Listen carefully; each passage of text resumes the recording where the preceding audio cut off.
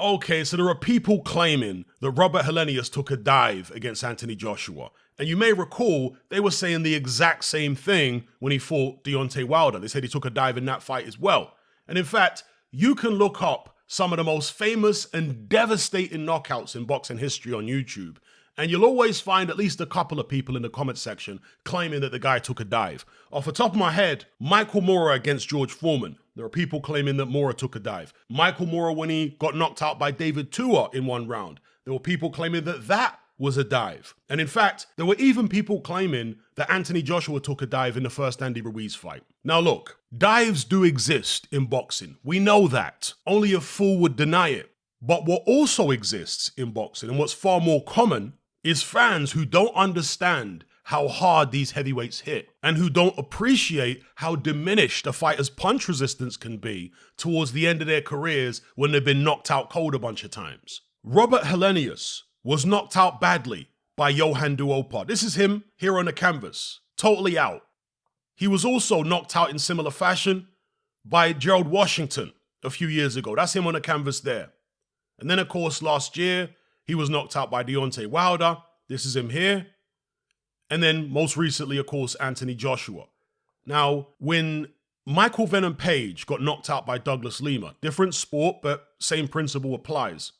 He said that he was suffering neurological issues for months after the fight. Venom Page barely took any punishment in that fight. It was just one big shot and it was over. But from that one punch alone, from that experience of getting knocked out cold, he suffered neurological issues for months afterwards. Go look it up. Spoke about it openly. And this is a guy who's only been knocked out in that fashion the one time, as far as I'm aware, in professional fights. Now look, neurology is a very mysterious thing. Some fighters can get knocked out cold, and it doesn't appear to affect their punch resistance in any noticeable way. But with many other fighters, the first time they get knocked out, their punch resistance is never the same again. And as I said, with Robert Helenius, we've got a guy who's been knocked out badly on multiple occasions. If anything, I think the fight he had with Deontay Wilder might have flattered Wilder a little bit in light of how weak Helenius' punch resistance is these days. Don't get it twisted, it was a great shot, but there are many other heavyweights in boxing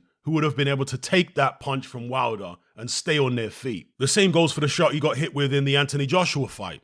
Not that they weren't great punches, they were great punches. AJ landed a great punch, Wilder landed a great punch. But Wilder has landed similar punches on other heavyweights who didn't go down. Any of you guys remember the Johann Duopa fight with Deontay Wilder? He never went down in that fight. He got stopped on his feet in, the 9th or 10th round, something like that. Same goes, of course, for Anthony Joshua. He's had fights where he's hit people with his big right hand or his big left hook, and they've stayed on their feet. But Robert Helenius, who's pushing 40, who's been knocked out badly a bunch of times, as I've just showed you, his punch resistance is shot. I was saying that going into the fight. All the weaknesses that Anthony Joshua has, Robert Helenius has the same, but they're worse with Helenius. Helenius' chin is worse than Anthony Joshua's chin. So to sum up, yes, we all know that dives happen in boxing, but I don't think they're anywhere near as common as the average casual boxing fan, based upon the claims I've seen them make over the years. Again, go to some of the most famous and devastating knockouts in boxing history on YouTube, look at the video, go down in the comment section. You'll find people claiming that the guys took a dive. I remember watching the Lennox Lewis-Hasim Ratman rematch at somebody's house. This was a couple years after the fight happened, and I was with a couple of casuals, and they saw Lennox Lewis land that two-piece, and they said, it seemed like he slapped him. It didn't look like a hard punch. This is literally what they were saying. There was another time I was with a couple casuals watching Samuel Peter versus Jeremy Williams. Devastating knockout with a left hook. Brutal. And again, one of the guys said, it didn't seem like a hard punch. I mean, the world of casuals is wild because they just have no concept, in many cases, of how hard these heavyweights are hitting. Their perception is totally off. And this is where the idea of dives comes from. They see dives everywhere. The idea that Anthony Joshua took a dive in the first Ruiz fight. I mean, I saw videos and all types of stuff people were uploading saying that AJ threw the fight so he could be a two-time heavyweight. It's like, what brand of crack are you smoking? Faking all that body reaction from being hurt. Anthony Joshua would need several Oscars for being so convincing. Come on, people.